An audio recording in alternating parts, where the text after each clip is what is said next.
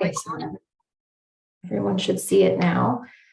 So good afternoon and thank you for joining us. Welcome to the do's and don'ts of prescribed fire on private land.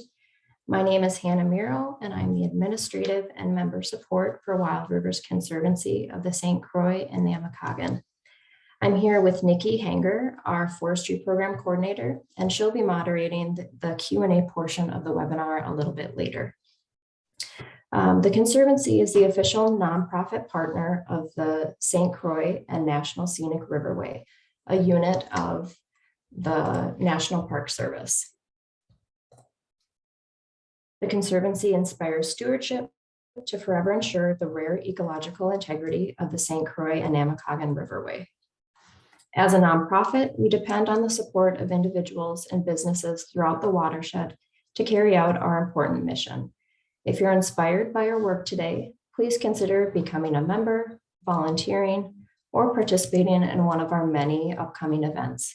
And for those of you who are already supporters, thank you.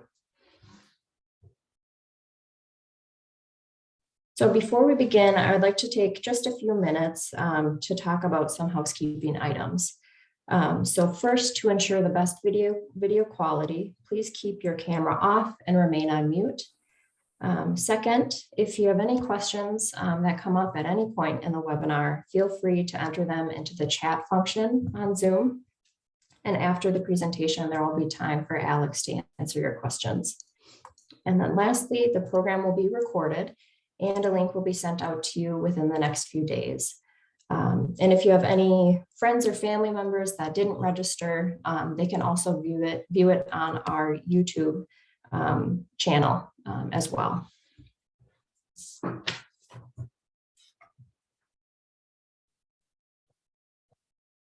All right, so our topic today is prescribed fire, and we're lucky enough to have Alex Wenthe with us. He's the current chair of the Education and Outreach Committee for the Wisconsin Prescribed Fire Council and the owner of Quercus Land Stewardship Service.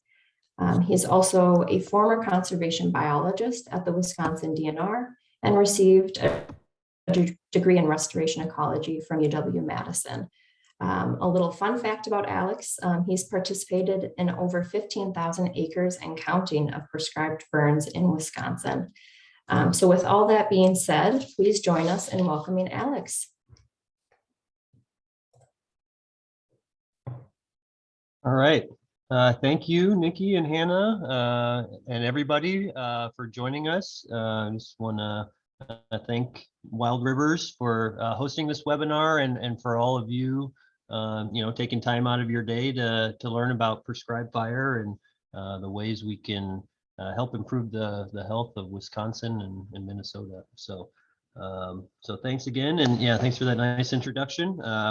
As you mentioned, I've been fortunate enough to be involved in prescribed fire professionally for the last 12 or 13 years or so, and currently the owner of Quercus Land Stewardship out of Black Earth, but not the founder. The company was started in 2003 by Jim Ellison, who is a good burn manager and mentor as well, and is still on as a senior vice president here at Quercus. And so there's a lot to learn in prescribed fire, as you'll see, and hopefully this gives you a little introduction to the world of prescribed fire, but it won't qualify you necessarily to go out and lead a burn, but it doesn't disqualify you either. Everybody's at different stages, and hopefully this just gets the discussion going. So, all right. I'm currently the chair of the Education and Outreach Committee of the Wisconsin Prescribed Fire Council. We're a group of practitioners, agency members, landowners throughout the state that come together as a nonprofit to promote the safe and effective use of prescribed fire in Wisconsin. So, pretty simple there. We want to get more fire on the ground safely, and we can talk about that as to why. So here's a picture of me and my son Oliver on the fire line. So just got to start them young, you know. So all right. So Oh, sorry to interrupt, Alex. Could you switch it to the display settings so we see the full screen? oh, yep, thank you. Thank you. So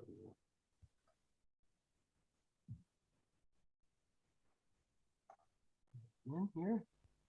Okay, thanks for that reminder.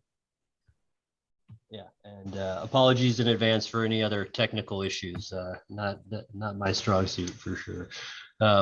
But okay. So you know, often we talk about the who, what, where, when, how questions of fire, but what gets left out is the why we burn. And that usually when it gets asked, it's with somebody's coming up to us on the fire line, or maybe you know, not quite sure, or they feel unsafe of something that's going on, and it's posed more you know, as a negative question. But it's a very positive answer, and I think it's something that we need to talk about you know, right at the beginning. And so why we burn. So all of the natural communities in Wisconsin really are fire dependent or fire selected natural communities. So there was a historical fire regime in Wisconsin long before settlement that had regular intervals of fire as disturbance. And they, you know, kind of drove the selection and the composition of species that we now have in Wisconsin and had thousands of years ago. So there's a lot of discussion on, you know, Native Americans and their use of fire and the intervals that they introduced or used, but they did so gradually. And those were, you know, more a part of the ecosystem as opposed to separate from it, which most of us think of kind of human interaction today. And so, you know, that was on thousands of years of scale, starting, you know, when the glaciers receded 10,000 years ago. Fire, you know, was present and started increasing around 5,000 years ago, according to peat, wetland peat samples, and peaked, you know, in the 2,500 years or so ago. And so, you know, Native Americans were definitely a factor, but like I said, much more so a part of our ecosystem than separate from it. So, so fire is a natural process. You know, the species in Wisconsin quite literally relied on fire for selection and to maintain species composition and biodiversity and throughout the state. And that's, you know, a pretty common maybe you know, thing now that people talk about in the southern part of the state, but it I don't think people realize that this is statewide, and that even the North Woods saw fire, and it was at a much lower intensity and a much lower interval. You know, we're talking decades or, you know, half of a century kind of thing, but it existed and it was here, and it was part of the natural process of Wisconsin. And so you know, versus herbicide or mowing or chainsawing or things like that that we do in land management, where they're often just a way to imitate the effects of fire. So if we can use a natural process, we much would prefer that. So and one thing I wanted to mention in this talk, that looking at these maps, you can see that the Western Prairie, you know, so St. Croix County is really the only prairie county in Wisconsin.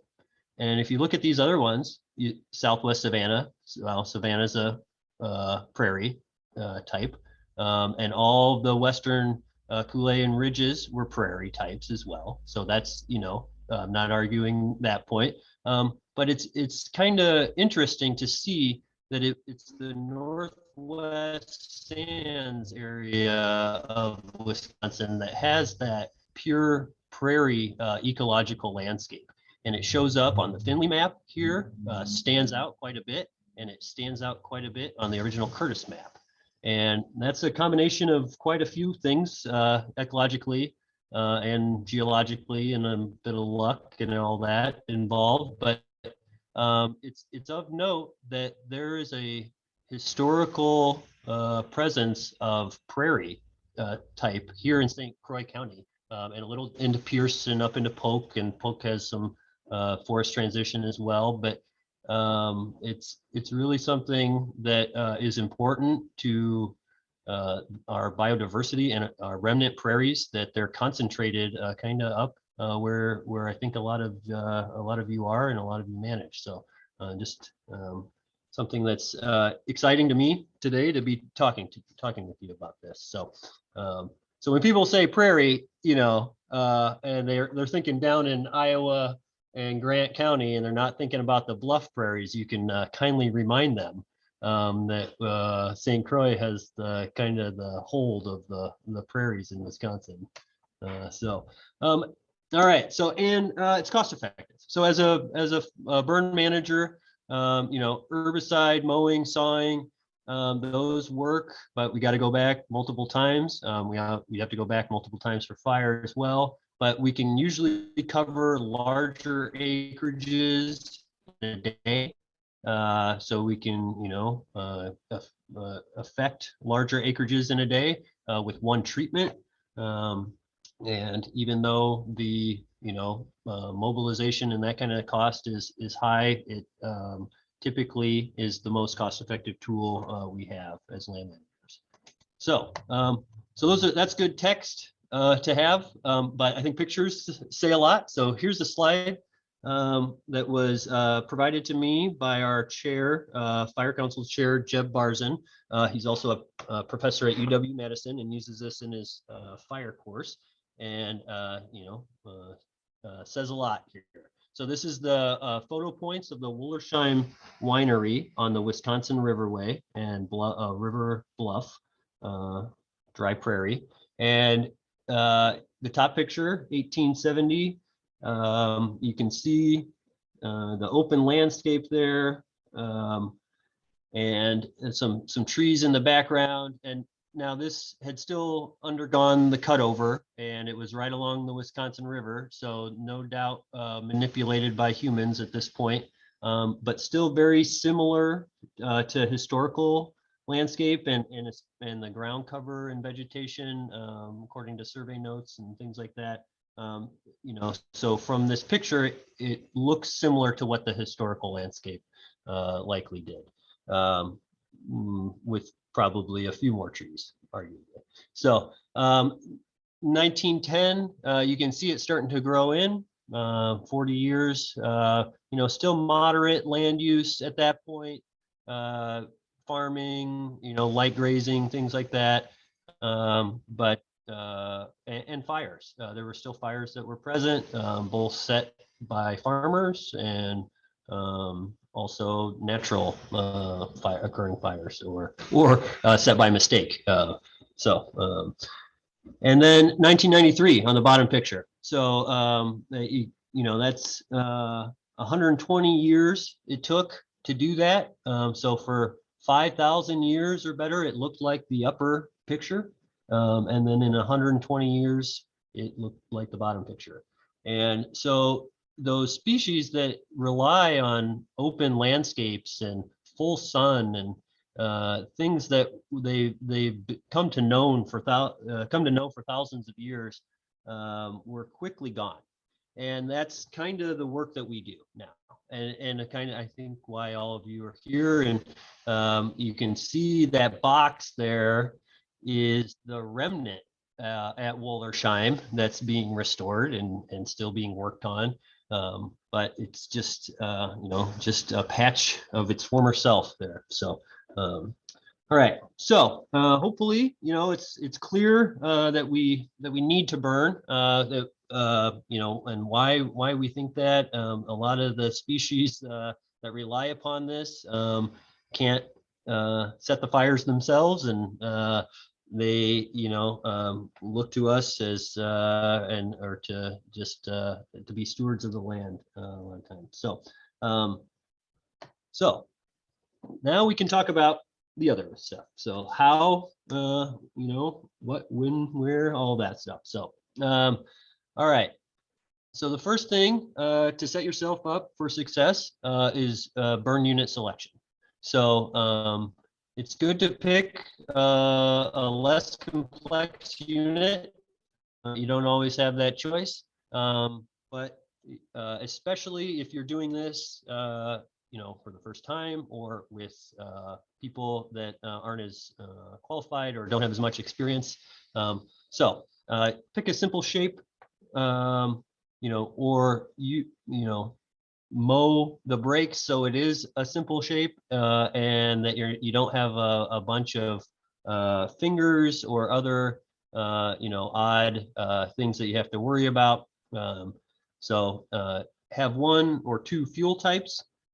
So if just burn the prairie as one unit, go back, burn the woods as another unit.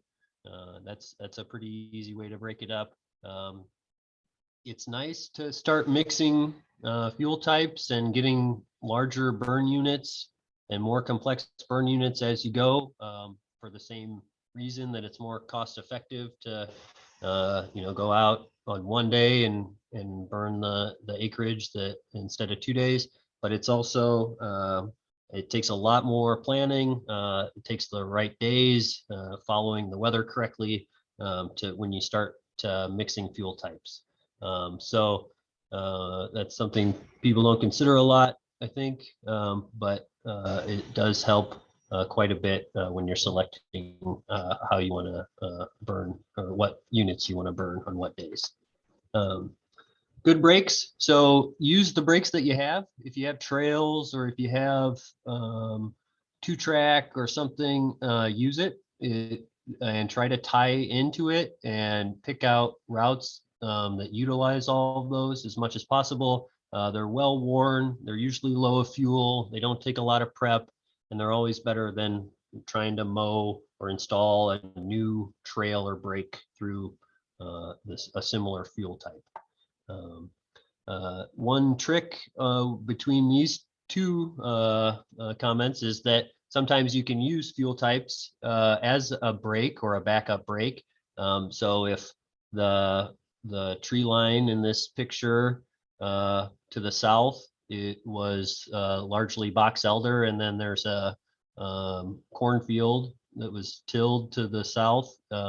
It's a good contingency that we're likely it's not going to escape too far or go too much to the south. So we still want to brake there, but we can know that maybe a north wind would be best to kind of keep our exposure and our risk to a minimum there. So good lines of sight. It's nice to be able to see the other people and the other lines as you're working, especially if you're short on people. You got 2 or 3 people trying to do something. You want one person standing there at the ignition, and you can see them the whole time, and you can talk to them, and even if it's hand signals. And so that's something. See their smoke, the smoke from the other line, and where they're at. So it really helps if you can see both lines really as you're going. So no internal holding concerns. So that's always a good thing too, and it comes with the design of the unit. So like this one, we also wanted to burn the prairie to the west, but with the horse barn there and the pasture, we just burned this unit 1 year, and then we burned the other unit on the other year, instead of trying to encompass everything and adding a degree of difficulty. So don't pick this one. So this is one of our burn units from Merrimack last year, 2 years ago, 160 acres along State Highway 113 and County DL. It's right by Devil's Lake State Park, for those of you familiar. 4 or 5 different fuel types, cattails, structures, a couple internal boardwalks, Ice Age Trail running through it, and we burned it on the weekend. So if you got something like this, hire a contractor, I think is the takeaway there. So without having too much of a shameless plug, the idea here is that burn units come in all shapes and sizes, and it's up to you to pick them. That's the beauty of prescribed fire, is that we get to show up when there's no fire on the ground. And then the suppression world and out west, they're showing up to fires where the fire is deciding where it's going and what it's doing. We get to decide that as prescribed burn managers ahead of time. And that all starts with burn unit selection and sitting down and trying to pick out the best units and how to do them safely. And sometimes they can be big, and sometimes they need to be small, and it all depends on so burn plan. Next step is to write up your burn plan. So do include the following. So there's a lot here. We'll go through it a little bit, but maybe I'll show you the don't part right now. You don't need to remember all of this. So there's resources available, prescribedfire.org/plan. That's the Wisconsin Prescribed Fire Council's website. And we have all the burn plan elements and everything and a template there for you to use, and encourage you to use those and adapt it to your site. But you don't have to remember everything. So anyways, we'll just go back to this here quick. So on a burn plan, this is your contract, and this is your time to sit down before the fire's on the ground and think through everything that you need to think through that could happen, could go wrong and right, and what information you want to have available to you and to your crew.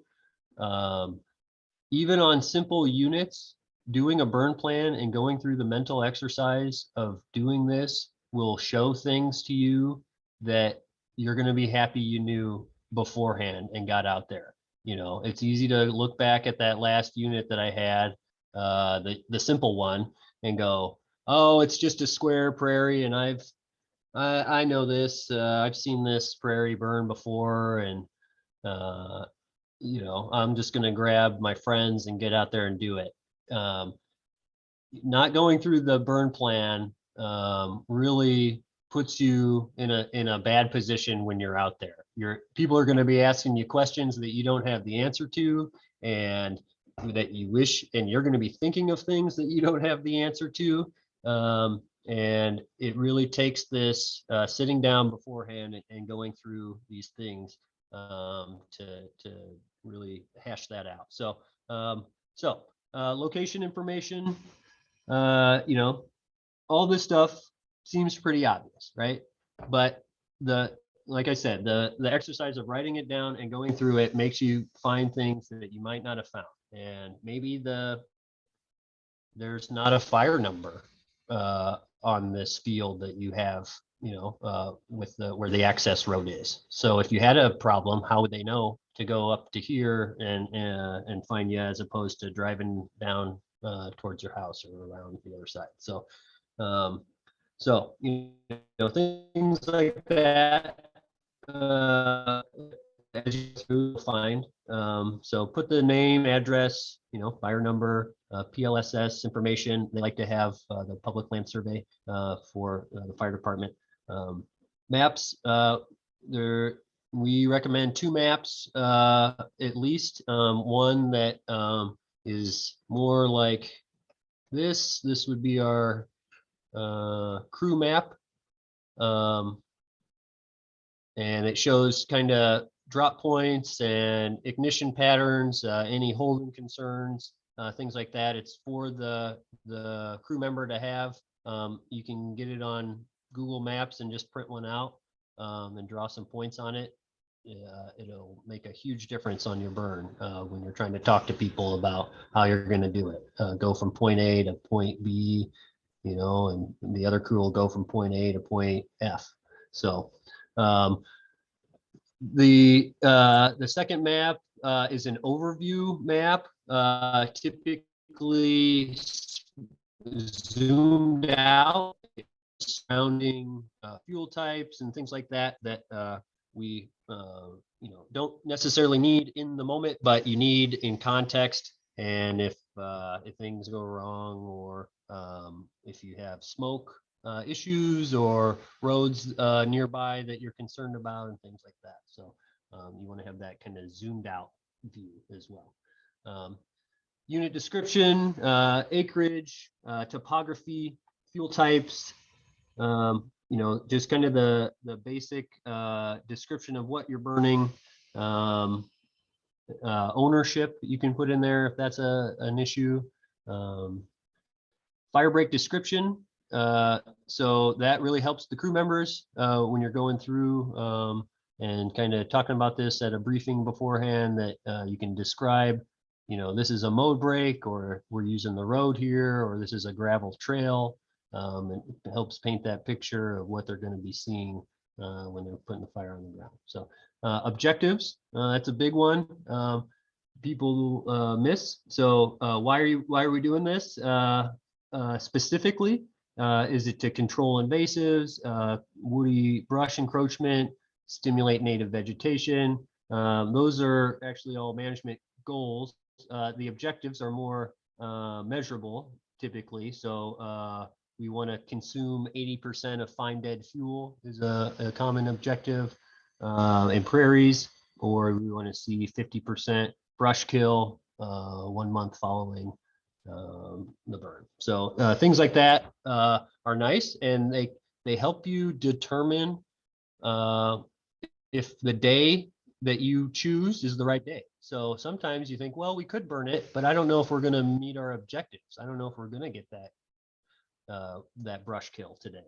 So even though it seems like a good day and everything else is good to go, the most important thing that you're doing this for might get overlooked if you don't spell it out in your burn plan. Permits, that's a big one. So luckily for the St. Croix area, there's no DNR permitting, and so I guess that lucky or unlucky, depending on your local fire department and town chair. They're all somewhat more cooperative than others, and so but permits can be an issue. Getting the permit ahead of time is key. So having a burn plan written and being able to email it or mail it or hand it to a town chair will likely get you the permit faster. So keep that in mind. This picture is the DNR fire control dispatch offices and areas, and you can see that St. Croix and the northwest areas out in the co-op area. So yeah, up to local fire departments. So call the local fire department ahead of time. Just call their non-emergency number and talk to them, and they're usually pretty good about telling you the permit requirement for the town. You can get online and find it as well a lot of times, or even submit a form sometimes. But it's good to know ahead of time, because this is something that can shut you down kind of the day of the burn. And also a lot of times, even though you're outside of DNR jurisdiction, they rely on the DNR, and rightfully so, to tell them when is a good time and when is not a good time to burn. So if it's a red flag day, or not even a red flag day, but just a warning day, or they've suspended special permits in these other areas, a lot of times the local municipalities will defer to the DNR and also suspend permits. So not always, but again, rightfully so. Those are typically days that we shouldn't be burning just like there should be a little more attention paid to burning on those days. So, okay, prescription. So that's weather, wind speed, wind direction, temperature, relative humidity, kind of the meat of the burn. They call it a prescribed burn, and it's to meet our objectives. We do it within a certain prescription, and so writing your prescription takes a little experience and fire knowledge, typically, to know what conditions will meet your objectives. We're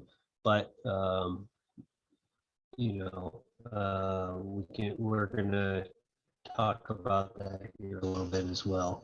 But that takes a little more training and experience. So smoke considerations, that's a big one that people often overlook as well.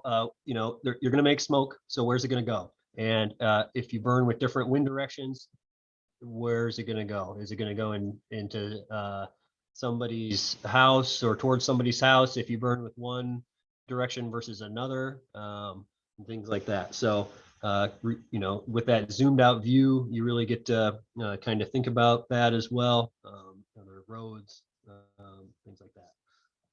Equipment, personnel, we list the equipment and the personnel that we want to have on site, and kind of the minimum that we think it will take to do this burn. Always happy to have more, but need to know kind of if we're going to be, if we really need 5 people and 4 show up, can we do this burn, or our burn plan says no. So what does that mean?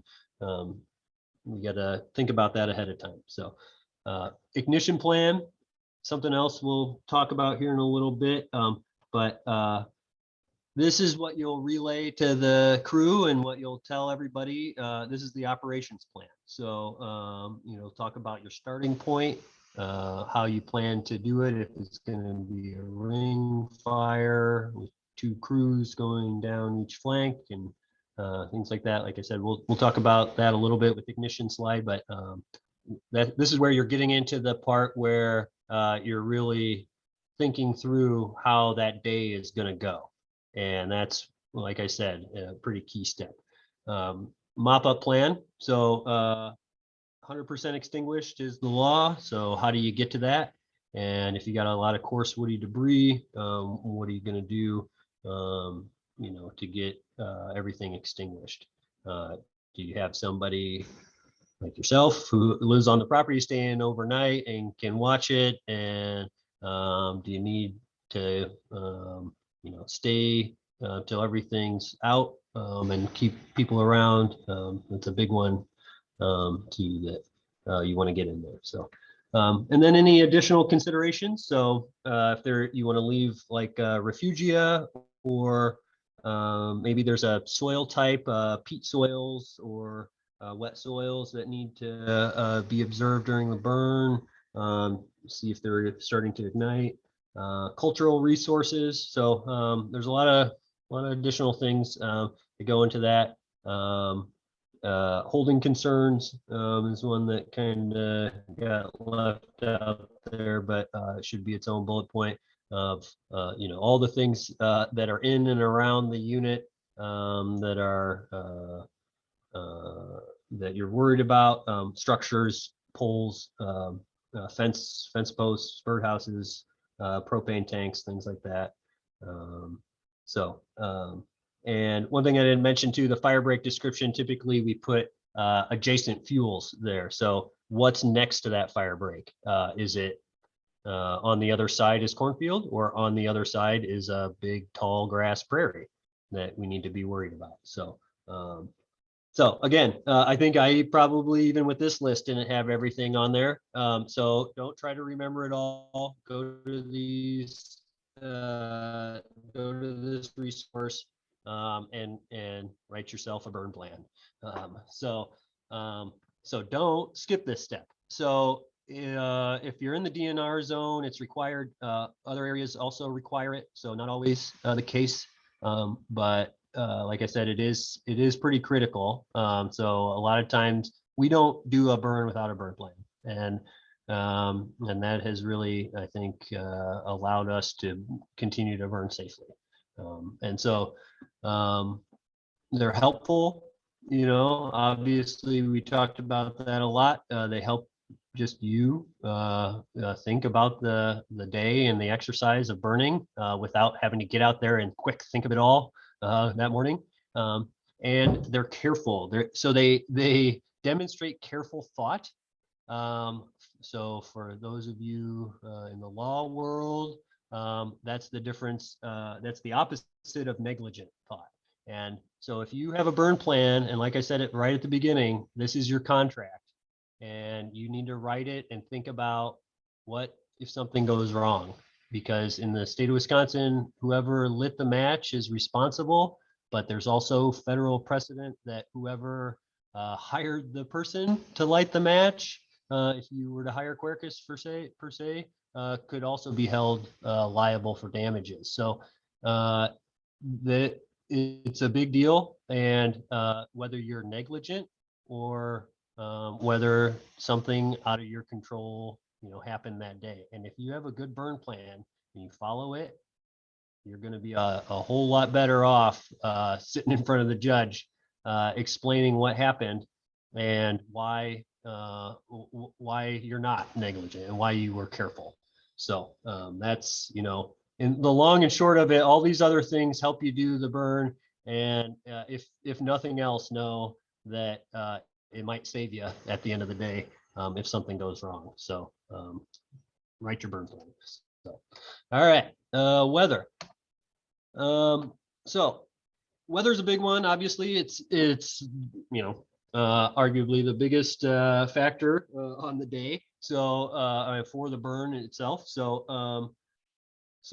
But oftentimes people get caught up in the daily weather and they don't follow the other trends. So these are a few tips to do. So follow the weekly forecast. That will tell you the trends, and it'll tell you, maybe, today's an okay day. Tomorrow looks like it's a better day, and the next day could even be a good day as well. So you can look for burn windows then. You're not just sticking to, oh, I gotta do this today because the RH is right or the wind's in the right direction.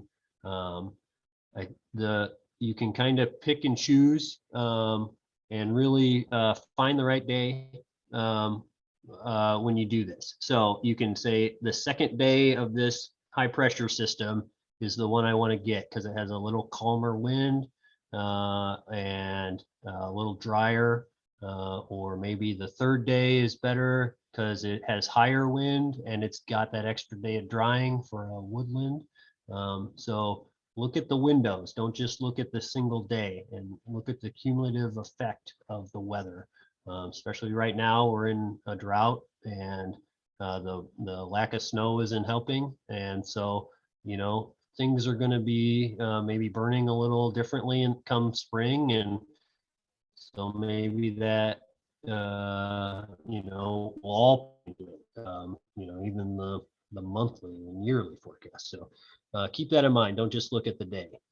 But then you know that you have the opportunity to exercise patience and choose the right day. You don't have to be, feel pressure that you're not going to get it necessarily, especially if you're a private landowner that only has a couple of units to burn.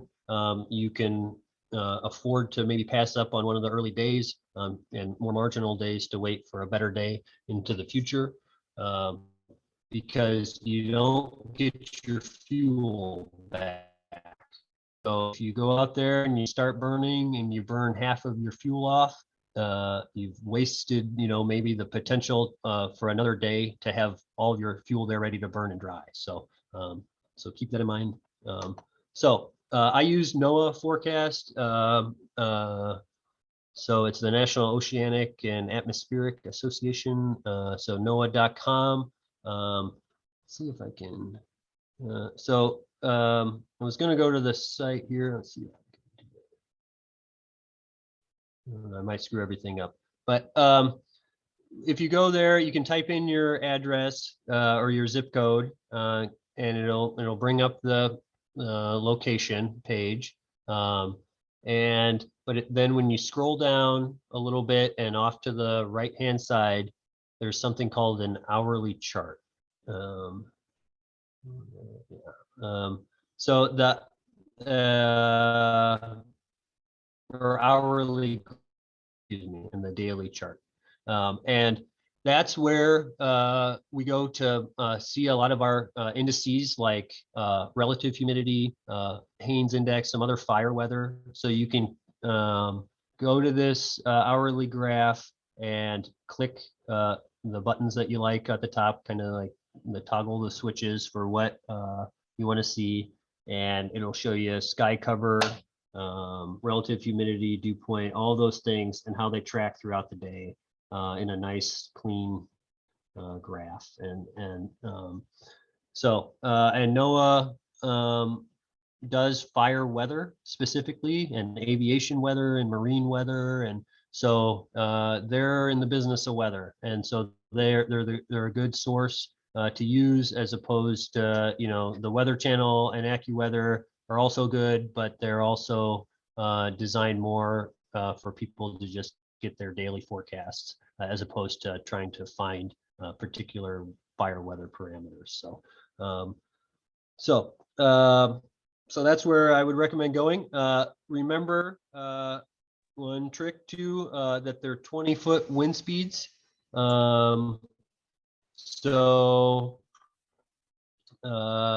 As you look at these wind speeds, if it says 15 miles an hour, it won't be 15 miles an hour on the ground.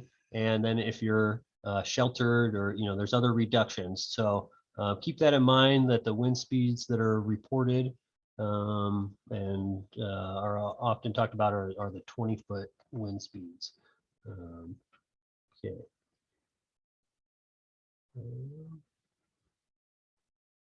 So, I think I got it back. All right. All right.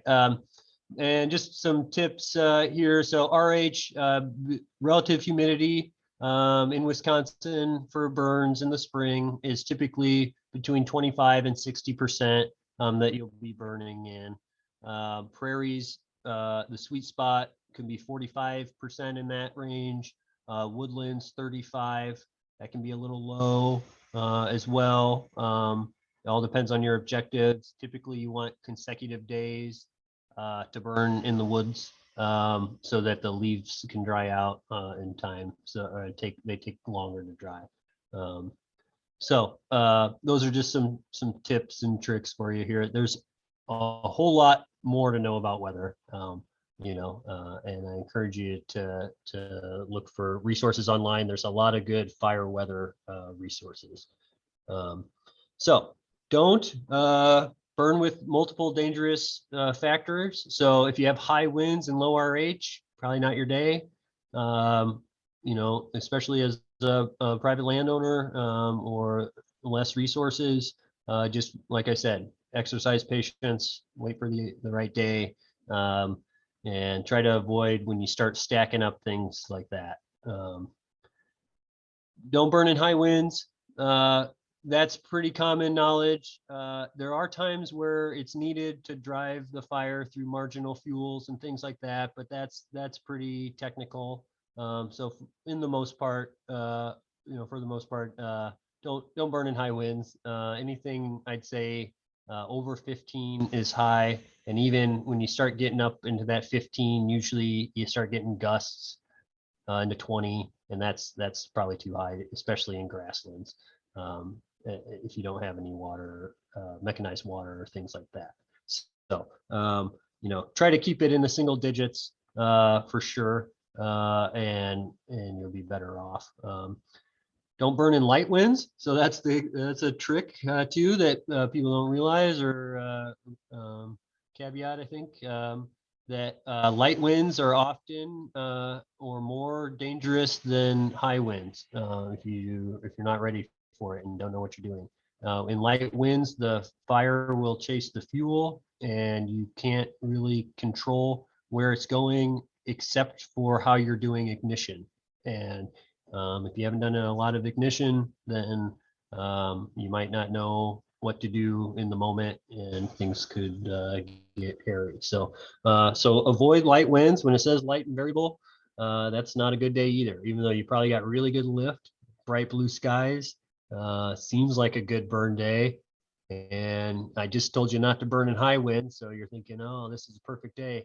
But you really need some wind to keep that fire consistent, and so that you could expect to know what it's doing and what it will do when you light the match.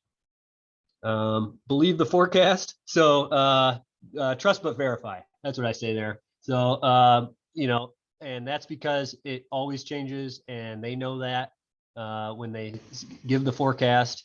And when you're out on the ground, it's more important about what weather you're seeing and having at your burn unit than it is about the forecast that you got that morning from NOAA. So if you see something like this coming in, you might want to reconsider, or it might be out of your hands shortly. So, all right, burn equipment. PPE, always have PPE for all of your personal protective equipment for your crew. So gloves, glasses, helmet, and Nomex or fire resistant clothing is the best if you can have it, or just sturdy pants, Carhartt pants, or and boots, things like that. Use multiple tools, so have redundancy built in. You'll surely break a rake or have a backcan that loses a nozzle or something. So if you can have multiple things out there, you'll need them and you'll use them. Mechanized water. So this is a really helpful tool for prescribed fire, and once you start using it, it's hard to go back. So there's some options there, the back can and Fimco pump that you can get, Farm and Fleet and forestry suppliers, things like that. Typically, a hand pump like the back can there is okay. But if you got big burns and things where you need more than that, you can set up stuff on your ATV, UTV, things like that. You can beg your neighbors or your farmers, friends. You can borrow from sometimes prairie enthusiasts often have members that have tools, and be nice. They're tools that you're borrowing, so we all know how that goes. But also look into maybe the NRCS or extension up your way. I'm not sure. There are some county programs in the South that allow kind of a share tool program. And Wisconsin Prescribed Fire Council, it's something we've kicked around and hope to do in the future. Not sure when. But that we could have like a trailer or something of tools that people could borrow and kind of rent out. So stay tuned for that, especially if hopefully if there's any grant programs that come through in the near future. So buy. So it's a good investment, really.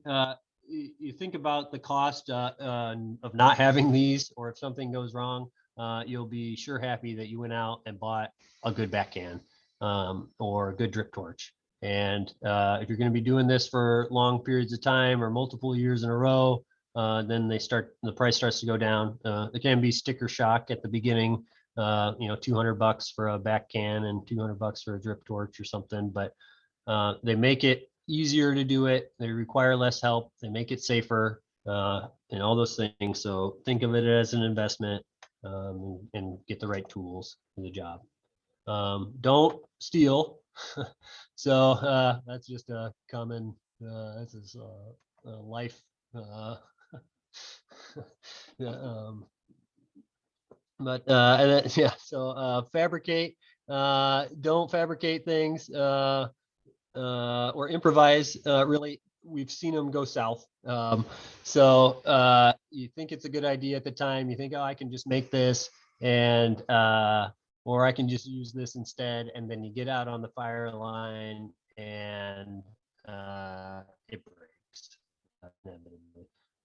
So if you're good at fabricating things, we still do it as well. So, but just so there's an asterisk, because we still fabricate and we still improvise, but know that that's what you're doing and that it might fail. And use old drip torches. So that's one. People get these drip torches handed down and passed around, and they seem okay, but they're filled with combustible liquid, and you light the end on fire. And so if you're using one that's compromised, it really is a dangerous situation, and you typically don't know until it's too late, and you have some type of burn exposure. So do it by hand. So this one is a common phrase. Oh, I'll just do it by hand.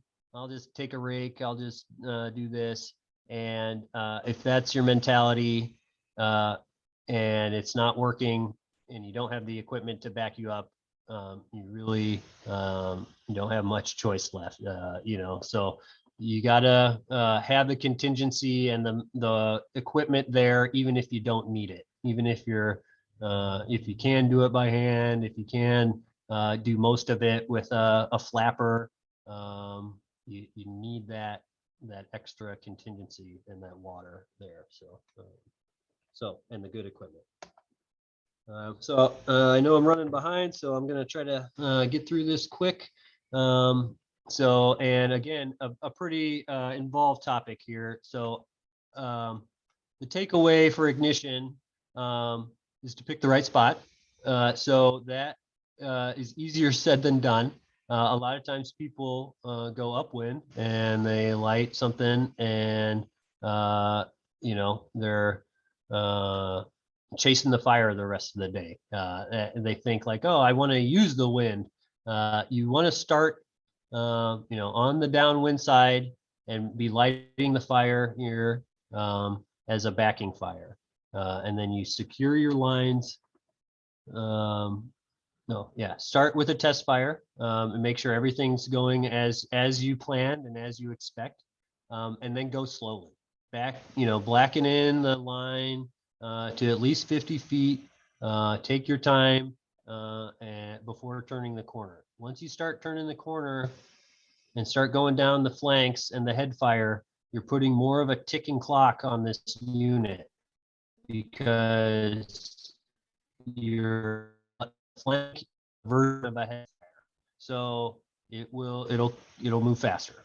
And so the backfire, you have time to still check the adjacent fuels, make sure everybody's comfortable, make sure the fire's doing what you expected before you turn and start heading down the flanks. Moderate ignition. So this is something you don't have to just ring it. I think I have that in the don'ts as well. People do that a lot, and you can go in and drop dots and be doing things to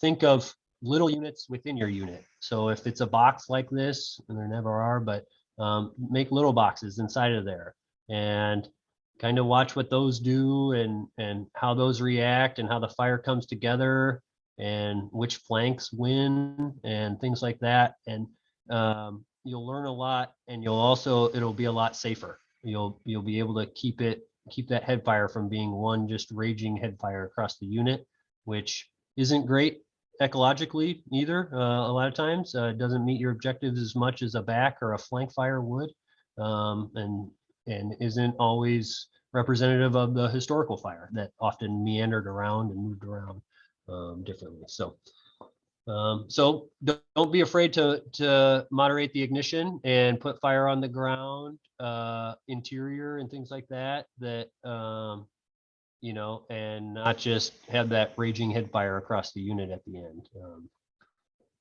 Good timing. So it's key to that the two crews are working together and kind of work down the flank at the same time. That goes back to being able to see each other and things like that. And then tie off safely. So that head fire is the hardest time, and usually you've got a little complacent going down the flanks, thinking, okay, we got the backfiring, great, yep. Well, the flank's going well, and now all we got's this head fire. And same thing, if you don't have good timing and you start lighting the head fire from one end and not the other, you can have issues. So be in good communication and tie off or ring the unit where you want safely, and be very explicit about what you want your crews to do at that moment. So you say, Jackson, bring the fire to me, and you walk towards each other. The photo there is Jackson lighting, and you can see it's good technique. The wind is going away, and he can kind of back his way down the line, and good green brakes there. Okay.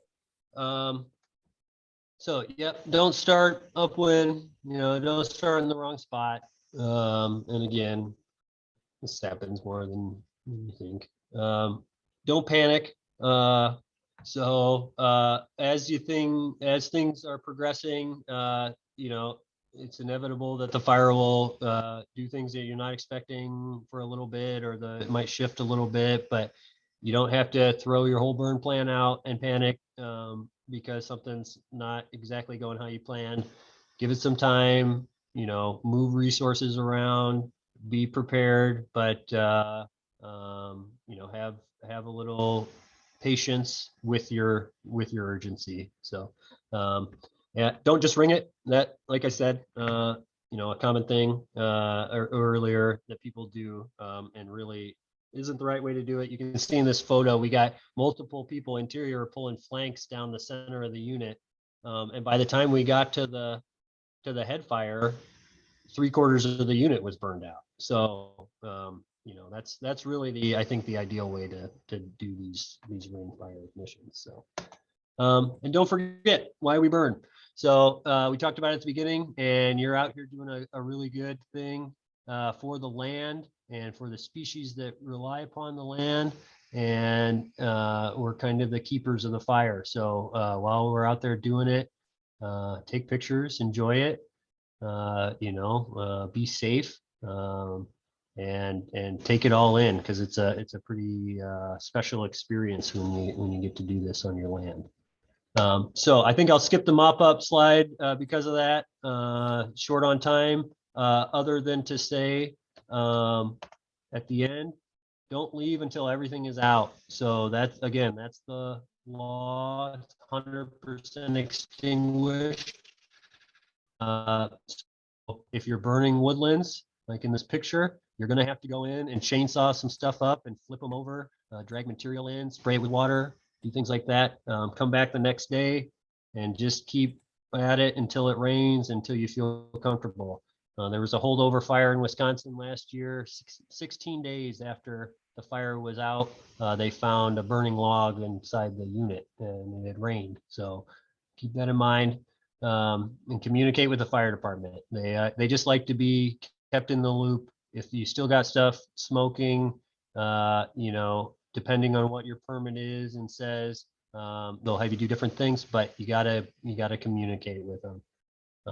And don't do anything dangerous. So that happens a lot in there. There's a tall standing burning snag, and you think, I got to get everything out. It's 100% extinguished. Well, it's not worth that. So you find another way, come back the next day in the daylight, come back with a machine, or just let it burn itself up while you're watching it. So it's not worth it. So, all right. So right on time. Sorry, I didn't leave as much for questions. I'll stay after for questions. But feel free to, if you got to run, to please send me email if you have any questions. My email address is there, alex@quercus-ls.com. And I'm happy to answer any questions, fire related or otherwise. So, right. So thank you, everybody. With that, happy to take any questions. Great, thank you, Alex. This is Nikki, as Hannah mentioned earlier, and I will be moderating the Q&A portion. We are at 1 p.m., so if anyone does need to leave, please feel free to do so. But hopefully we can squeeze in just a few questions here. We had a lot of good discussion on liability in our chat. So one question that popped up was, let's see, was who is responsible for when a fire goes sideways, essentially? And also, do insurance companies cover landowners on two fronts? Do they reward hazard fuel reduction? And also, does it protect them in cases of non-negligent escapes? I know you discussed this a little bit in your talk, but could you go a little bit more in depth?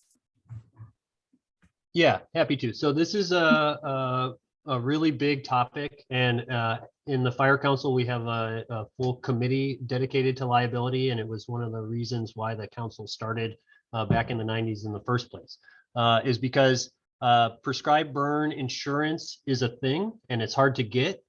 Contractors have it or should have it, and they should have specifically written insurance that shows prescribed burning as an activity that they do. If they don't, if it's a landscaper that has a general liability insurance but doesn't have that activity specifically listed, then they're not covered, pretty much. And I'm not a lawyer, but that's my take on it.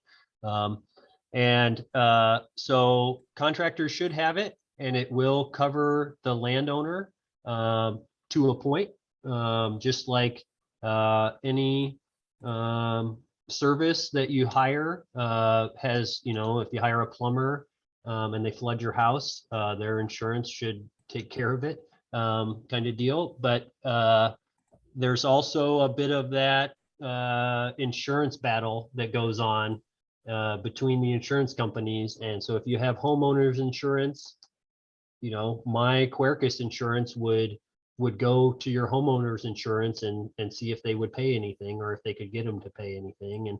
And that's what I said. Sometimes there's been a federal precedent on it going and to homeowners insurance and being paid out through that as well, because it is your property and you hired somebody to come on there. So it's a big deal. And something, we take very seriously. Homeowners insurance will cover you, from what I understand, in cases of non-negligence. So if you're negligent, you're not covered really by much of anything. But if you're not, then it would be much like anything else that happened, on your land and affected your neighbor. Again, don't take this as legal advice, and fire's a whole different animal when, because it has the potential to affect harm on neighboring lands, probably greater than other activities you do. So as for fuel reduction, not sure, not in Wisconsin that I know of, or really anywhere in the Midwest. But I think out west, that is a thing. Yeah, that they look for it and they require it oftentimes, and they refer to it as wildland urban interface type burns and work. So you can look that up a little. Great, thank you. And kind of following up with the fuel loads, has anyone been held liable for not burning, letting the fuel loads build up? Good question. Again, not in Wisconsin, but that does occur in the South. I think Florida has a law like that, that if you have too much fuel accumulation, a municipality will come and burn the property and then charge you. Kind of like not shoveling your sidewalk in Madison. So it's thought of as a matter of public safety. And, it'd be great if we could have that kind of mentality here in Wisconsin, but we, you know, typically don't have the same threat year round, but we still have very high threat of wildfire at certain times of year, but it doesn't permeate our culture near as much as it does out west or in the southern part of the United States. Great. Another question was, can someone pass on how to clean drip torches between burns or annually? Oh, yeah. So that's a really good operational question. We don't put our wicks into the torches like other agencies do sometimes and things like that. We found just personally that they're covered in plant debris and things like that. And yeah, just accumulate in the bottom of the drip torch and make things start to go bad, plug breather valves and you know, things like that, or make the wick not last as long. And so it's like you know, other tools. You know, you need to maintenance them, even though there's not a lot of moving parts. You know, you still need to maintenance them and store them correctly, and that's typically inside. And if you want to store them inside, they need to be in a flammable box or storage cabinet. So things like that. Yeah, but and then we don't use water essentially. We got to use a little bit of fuel a lot of times, you know, and then to clean it out, and then we'll use that fuel, the kind of the dirtied fuel, to start burn piles or something like that. Great, thank you. And then I think this will be the last question. We had this email to us beforehand, is how many people do you need for a prescribed burn? And also, does the Wisconsin DNR assist on private lands? Great. So every burn's kind of different, and a good number to have, a minimum, I think, is 5 for a small burn. And like I said, that can be very different for different people, but it's nice to have 2 people going down each line and a burn boss or one person in the middle that can kind of be watching the whole thing and shift from back and forth. Now, as you get bigger lines and bigger acreages, it's nice to have 4 people on each line and a burn boss and maybe somebody interior and things like that. But think of it in terms of crews. So, you know, if you had 3 people, you'd have 1 person on a crew, and that's not a crew, you know, like, and what happens if that 1 person, something happens to that 1 person? So, you know, you like to have redundancies built in like that. So I think for a small burn, 5, 6 is probably the minimum, but the more the merrier, even if they're just there watching and you know, keeping an eye on the line as you move down. There are more lookouts, things like that. So, and then DNR, they don't do it as much anymore. They used to a couple, you know, decades ago now, and did on private land. But yeah, they've gotten away from that.